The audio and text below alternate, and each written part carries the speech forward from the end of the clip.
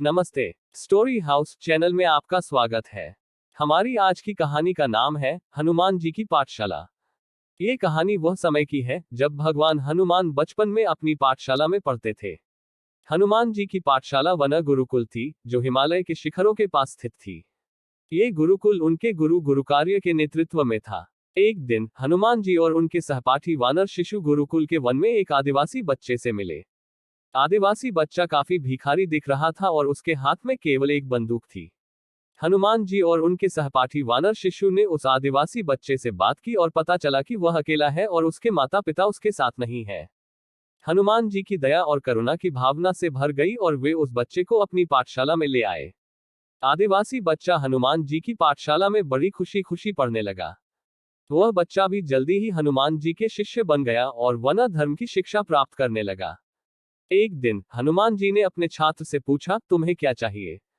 क्या तुम अपने माता पिता के पास वापस जाना चाहते हो? आदिवासी बच्चा ने मुस्कुराते हुए जवाब दिया, नहीं, मुझे यहाँ हनुमान जी की पाठशाला में ही रहना है।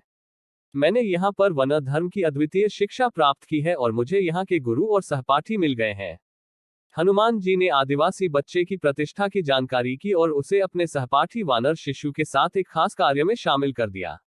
कार्य के दौरान आदिवासी बच्चा ने अपनी अद्वितीय बंदूक का प्रयोग करके आसमान में एक बड़ा धड़कने वाला प्याला उड़ा दिया।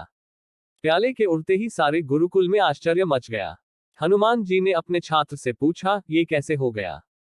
तुमने कैसे किया? आदिवासी बच्चा ने खुद को पहचाने के बाद कहा, ये बंदूक मेरे माता पिता की आशीर्वाद है। वे मेरे साथ हमेशा हैं और जब मैंने उनका साथ पाया तो मैंने कुछ भी देखा सका है। ये बंदूक मेरी आत्मा का हिस्सा है और जब मैं इसका सही तरीके से प्रयोग करता हूँ तो मैं सारे जीवन के साथ जुड़ जाता हूँ। हनुमान जी ने गहरे विचार किए और फिर आदिवासी बच्चे से पूछा, क्या तुम मुझे इस बंदूक का उपयोग सिखा सकते हो? आदिवासी बच्चा हाँ कहकर खुशी खुशी अपनी जानकारी साझा करने लगा। हनुमान जी ने उसके साथ समय बिताने का निर्णय लिया और उसके साथ बंदूक का अभ्यास करने लगे। दिनों दिन बीत गए और हनुमान जी के साथ आदिवासी बच्चे का समय बिताने से वह बच्चा बहुत अधिक कुशल बन गया। अब वह बंदूक को एक प्रयोग की तरह प्रयोग कर सकता था।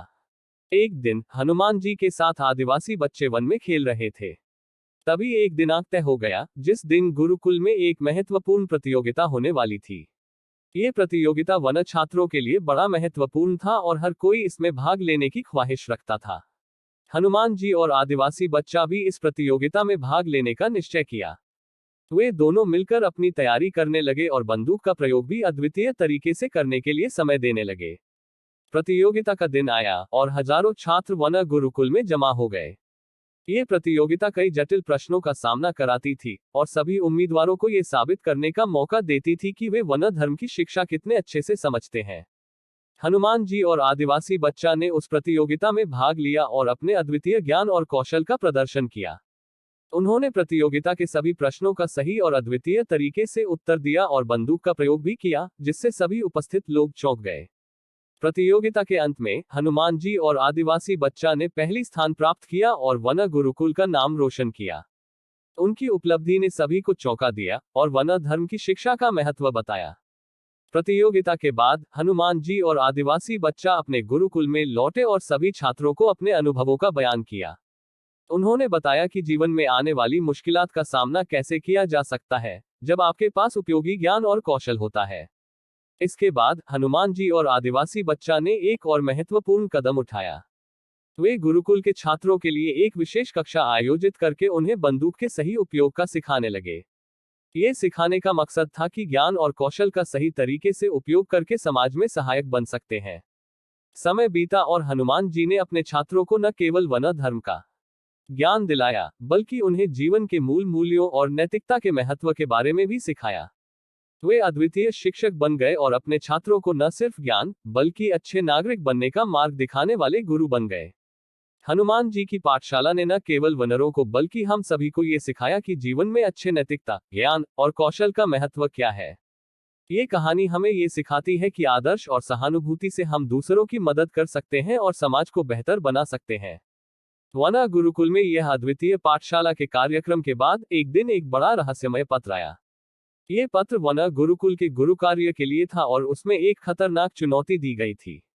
इसमें ये कहा गया कि एक अद्वितीय मणि का पता लगाने के लिए हनुमान जी और उनके छात्रों को एक अनुसरण का कार्य दिया गया है।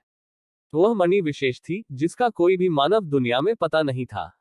इस मणि का अद्भुत शक्ति था कि जिसे प्राप्त करने वाले को अत्यधिक बुद्धि और शक्तियां मिलती थी, लेकिन यह मणि धर्म, ईमानदारी और सेवा के प्रति पूरी वफादारी के साथ ही प्राप्त की जा सकती थी।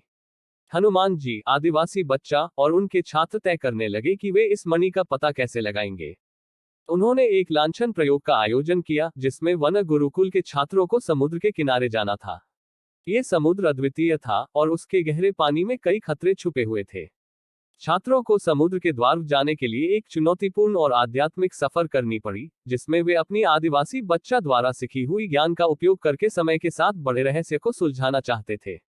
समुद्र के किनारे पहुंचने के बाद वे गहरे पानी में डूबकर एक दुनिया में प्राप्त हुए, जिसमें जादू, माया और परी वस्तुएं थीं। यहाँ पर उन्हें मणि के सबसे पास पहुंचने के लिए एक सात्विक और संयमित भाव से यात्रा करनी पड़ी। यात्रा के दौरान उन्होंने धीरज और आदर्शों के साथ जीवन की महत्वपूर्ण सीख सीखी और उन्होंने इस मणि की प्राप्ति के लिए अपने आप को साबित किया। क्या हनुमान जी, आदिवासी बच्चा और उनके छात्रों को इस अद्वितीय मणि का पता लगाने में सफलता मिलेगी? और कैसे इस मणि का प्रयोग करके वे समाज में सेवा करेंगे? सब कुछ यही जानने के लिए रहस्यमय और रोमांचक कदमों के साथ यह कहानी आगे बढ़ती है। यात्रा के अंत में हनुमान जी और उनके छात्रों को वह अद्वितीय मणि मिल गई, जिसे पूरे वन गुरुकुल ने बेईमानी और बदले के बिना हासिल किया। इस मणि का प्रयोग करके छात्रों को अत्यधिक बुद्धि, शक्ति और ज्ञान मिला, लेकिन वे इसे नैतिकता और सेवा के साथ ही उपयोग करने का संकल्प लिए। वन गुरुकुल में ये समाचार तेजी से फैला और सभी छात्र और गुरु इस महत्वपूर्ण घटना को मानने लगे कि अद्वितीय शक्तियों को सही तरीके से प्रयोग करने का महत्व होता है, और यह सिर्फ अपने लाभ के लिए नहीं, बल्कि समाज की सेवा के लिए भी किया जाना चाहिए। हनुमान जी, आदिवासी बच्चा और उनके छात्रों ने अपने गुरुकुल में अद्वितीय शिक्षा का प्रसार किया और छात्रों को सबको सेवा के माध्यम से अपने जीवन का मकसद पूरा करने का संकल्प लिया। वन गुरुकुल और उसके छात्र अब समाज में सशक्त और सहायक बन गए और वन धर्म की महत्वपूर्ण शिक्षा को पूरे विश्व में प्रसारने का कार्य कर रहे थे।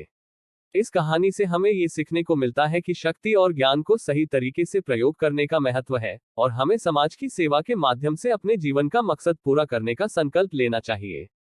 ये हमें याद दिलाती है कि नैतिकता और सेवा ही असली शक्ति का परिचय कराते हैं। जब हनुमान जी और उनके छात्र वन गुरुकुल से वापस लौटे तो उन्हें एक और महत्वपूर्ण चुनौती का सामना करना पड़ा। उन्हें एक गहरी और अद्वितीय गुफा में प्रवेश करना था, जो किसी के भी पहुंच में नहीं था। इस गुफा के अंदर एक अद्वितीय रहस्य छिपा हुआ था, जिसका समाधान केवल उन्हें ही कर सकते थे। जब वे गुफा के अंदर पहुंचे तो उन्हें एक महत्वपूर्ण संदेश मिला, जिसमें ये कहा गया कि गुफा के बाहर के समय के अंदर जितने वर्ष बीतते हैं, उतने ही वर्ष अंदर के समय का अंतराल चलना होता है। इसका मतलब था कि वे अगले 300 वर्ष तक गुफा के अंदर फंसे रहेंगे और उन्हें इस रहस्य का समाधान निकालना होगा। ये संदेश सभी के लिए एक बड़ा चुनौतीपूर्ण कार्य था, लेकिन हनुमान जी और उनके छात्रों ने ये निश्चित किया कि वे इस कार्य को पूरा करेंगे। वे गुफा के अंदर जाकर अपनी यात्रा शुरू कर दी और वहां पर उन्हें कई प्रकार के प्रतिबंधों का सामना करना पड़ा। उन्होंने अपने आदिवासी बच्चा की सीखी हुई ज्ञान का प्रयोग किया और समय के साथ आगे बढ़ते गए। क्या वे अद्वितीय रहस्य का समाधान निकाल पाएंगे? क्या उन्हें गुफा के अंदर फंसे रहना पड़ेगा?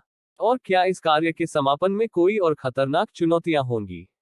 ये सब कुछ इस कहानी के आगामी घटनाओं में छिपा हुआ है, और सस्पेंस और रोमांच आपको आगे की कहानी में लेकर जाएंगे। गुफा के अंदर का समय बढ़ता जा रहा था और हनुमान जी और उनके छात्रों के पास अभी भी उस अद्वितीय रहस्य का समाधान नहीं था। वे जादू, पासवर्ड और चुनौतियों के साथ सामना कर रहे थे, लेकिन रहस्य का समाधान उनके सामने नहीं आ रहा था। गुफा के अंदर के दिन गुजर रहे थे और हर दिन नए प्रतिबंधों का सामना करना और नए रहस्यों को सुलझाने का प्रयास करना था। ये सफलता के बिना ही उनके छात्रों के लिए बड़ा चुनौतीपूर्ण कार्य था, लेकिन वे अपने आदिवासी बच्चा के सीखी हुई ज्ञान और सहयोग से इस कार्य का पालन कर रहे थे। एक दिन जब वे गुफा के आखिरी कमरे में पहुंचे तो वहां पर एक छोटा सा अल्पखंड कंप्यूटर होता है, जिसमें एक दिशा निर्देश दिया होता है। वे उस कंप्यूटर के सामने बैठे और उसकी दिशा निर्देशों का पालन करने लगे। वह कंप्यूटर उन्हें एक और चुनौती देता है, एक अद्वितीय मानचित्र को खोलने के लिए, जिसमें उन्हें अपने विचार और ज्ञान का प्रयोग करना होगा। यह मानचित्र विचारों की भाषा में था और उन्हें इसे समझने का अद्वितीय तरीके से काम करना होगा। हनुमान जी और उनके छात्रों ने मानचित्र के रहस्य को सुझाने में मेहनत और उत्साह से काम किया, और धीरे धीरे उन्हें समझ में आने लगा कि यह मानचित्र किसी विशेष स्थान के बारे में था। क्या हनुमान जी और उनके छात्रों को इस मानचित्र का रहस्य खोलने में सफलता मिलेगी? क्या इसके पीछे छिपा कोई महत्वपूर्ण संकेत होगा? और क्या उन्हें गुफा से बाहर निकलने का मार्ग मिलेगा? ये सब कुछ इस कहानी के आगामी भाग में प्रतिबिंबित होगा, और सस्पेंस और रोमांच आपको आगे की कहानी में ले जाएंगे।